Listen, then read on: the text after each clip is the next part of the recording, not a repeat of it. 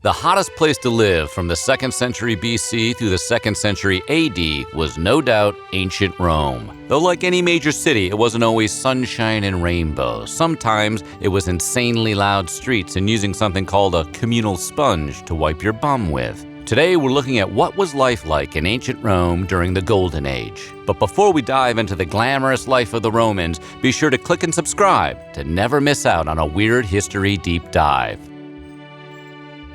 As early as 6th century BC, Rome began taking census information to assist with the needs of the growing population. The population of Rome was generally believed to be in the hundreds of thousands during the 1st century BC and shooting up as high as 800,000 by the reign of Augustus and hitting as many as a cool million during the 2nd century AD. Rome was a hodgepodge of free men and women with varying degrees of wealth and some not-so-free men and women who contributed to the population frenzy that created a very crowded city with not a lot of space to accommodate its people.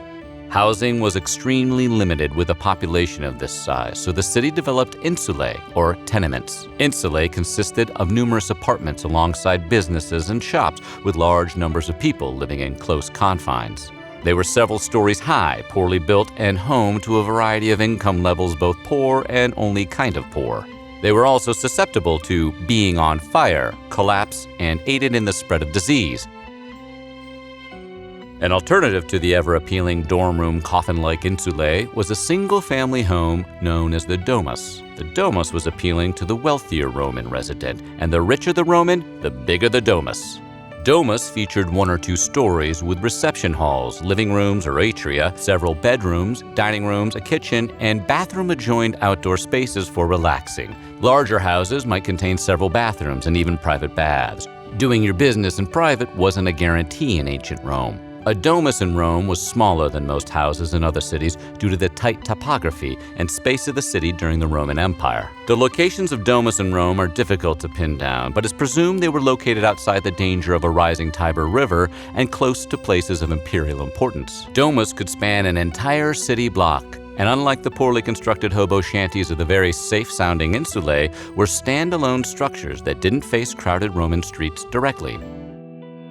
As mentioned previously, bathing and cleanliness of Rome were slightly less conventional than what we're used to in modern times. Everyone from slaves to Roman emperors visited the public baths in the city. Called thermae by the 1st century BC, public baths included hot and cold rooms with pools, steam rooms, and dry heat rooms where people could clean themselves, carry out business transactions, and socialize. The public baths were co-ed until the practice of intergender mingling in public baths was forbidden by Emperor Hadrian, a frequent patron of public baths himself in 2nd century AD. Hadrian famously gave a veteran he saw one of his own slaves to perform the duty. The honor of scraping oil off a human body, normally done with a striggle, belonged to servants for the wealthy people, while poor trash people had to scrape the oil off their own garbage bodies. The number of baths in Rome increased from 1st century BC through the 5th century AD and got even more fancy with the addition of fountains and gymnasias. By 400 AD, it is estimated 800 to 900 public baths were getting weird in Rome. Emperors such as Trajan, Caracalla, and Diocletian gifted Rome elaborate baths that could serve thousands of Romans at one time. Diocletian built the largest, a structure with massive pools lined with marble-clad walls and granite columns. The task of washing clothes in Rome fell to the fuller, who provided an essential service to Romans since most didn't wash their own clothes. Without the benefits and later internet hilarity of Tide Pods, fullers got creative in finding ways to bleach linens and wool garments. Urine. Both animal urine and human urine contain the cleaning agent ammonia. Pee would be diluted with water, thrown into a vat, and fullers would stomp around in the bucket like Lucille Ball did with grapes, only not funny and very gross. By the late 1st century AD, urine became a valuable commodity. So much so, Emperor Vespasian put a tax on urine collected in public. This didn't set well with Vespasian's son, Titus, who didn't think it was super cool for his dad to collect taxes on public conveniences. Vespasian responded by waving a piece of money from the first payment to his son's nose and asked whether its odor was offensive to him. When Titus said no, he replied, "Yet it comes from urine." Ancient Rome had a reputation for stellar street design for good reason. While most planned cities had patterned streets, unplanned cities could delve into chaos, even if roads were generally well constructed. Roads linked areas through the empire in Rome, including the Via Appia, which ran for more than 130 Roman miles across the Italian peninsula. While Rome had paved streets that allowed for drainage, the frequent use of chariots and other wheeled vehicles caused a ruckus of epic proportions. Julius Caesar himself, in the 1st century BC, made it illegal for wheelie traffic to enter the downtown area of Rome during the day. While the noise was reduced during daytime hours, it only succeeded in turning nighttime into a calamity of noise. Overcrowding and traffic both contributed to constant racket in the streets that made peaceful sleep damn near impossible. Ancient Rome, with an elaborate system of aqueducts and sewers, had running water in their homes and public places, making them pretty sophisticated, all things considered. The Cloaca Maxima, or main sewer, collected water from around the city and channeled it back into the Tiber River. By the 3rd century AD, they turned the open channel into a closed tunnel that collected water from public baths and latrines and got the town's sewage the hell out of Rome. Before iPhones, people used to connect with one another face to face. And what better time to have a conversation with a neighbor than when you're doing your business? At public latrines, there were multiple holes for men and women to relieve themselves with wild abandon, and wealthier Romans would have latrines in their home with 1 or 2 holes. In public latrines, human waste would dump out into the running water below, but with little ventilation and communal sponges for toilet paper, the smelling situation in Rome sounds less than desirable. In lieu of doing fun things like watching Netflix until bedtime at 8 p.m., Romans had all sorts of ways to spend their leisure time and keep themselves entertained. The Colosseum, which we did a video on, hosted gladiator combat for an exciting but bloody way to pass the time.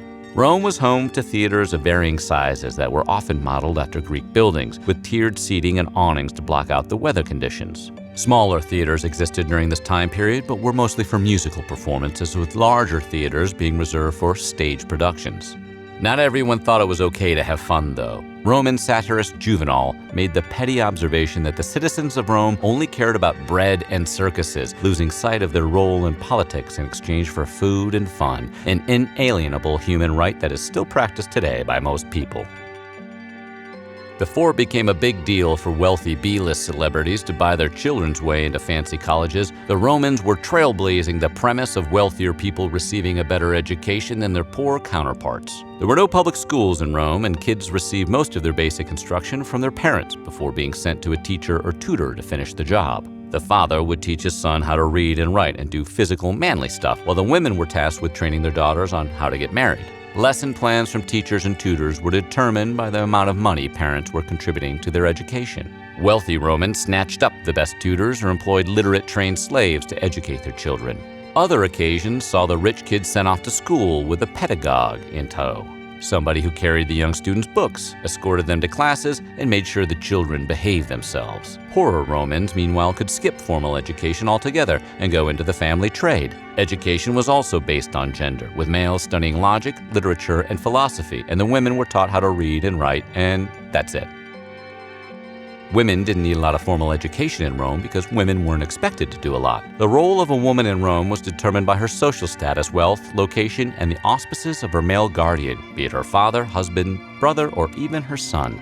They had very few legal rights, couldn't even vote, and were prohibited from entering politics by holding public office. They could, however, own property and work outside of the home as a wet nurse, a midwife, an agricultural laborer, or in the marketplace. Women on the lower end of financial luck and social nobodies were relegated to being mothers and providers. While the job opportunities for women were sparse, they could produce crafts or other artisan goods for the home. And while women did provide assistance to the working men in the family businesses, women who were not crafty or educated may have turned to prostitution. Wealthy women had fewer responsibilities and domestic chores, which left them with more time for leisurely activities like checking out a matinee gladiator show or just having lunch with the gals. One last option for women during this time was the life of a priestess. Vestal virgins, for example, dedicated their lives to Vesta, the goddess of the hearth, by committing to 30 years of chastity.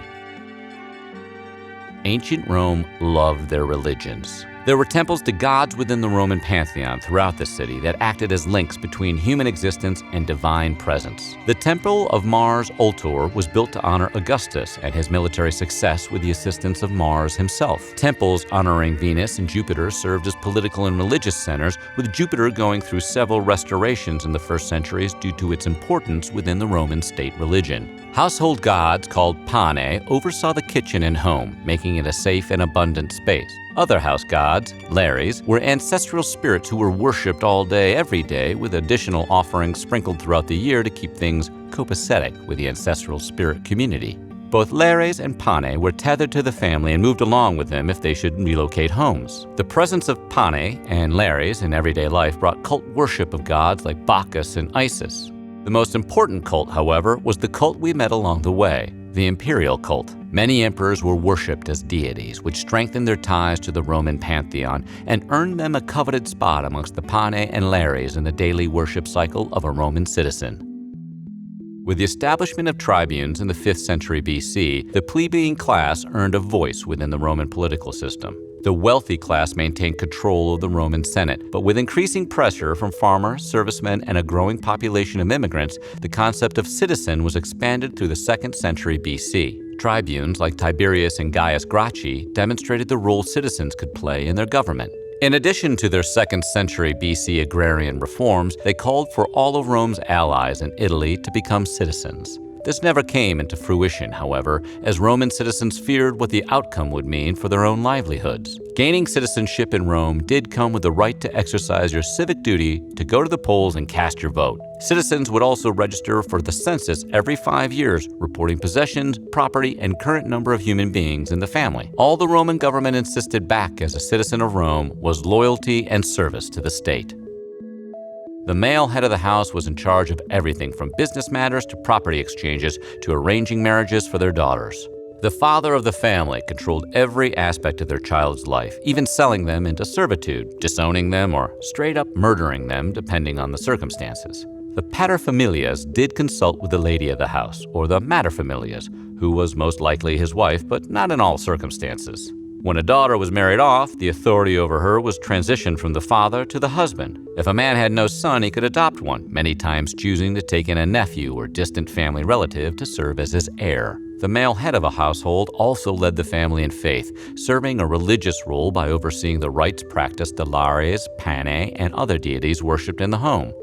So what do you think? When in Rome? Let us know in the comments below, and while you're at it, check out some of these other videos from our weird history.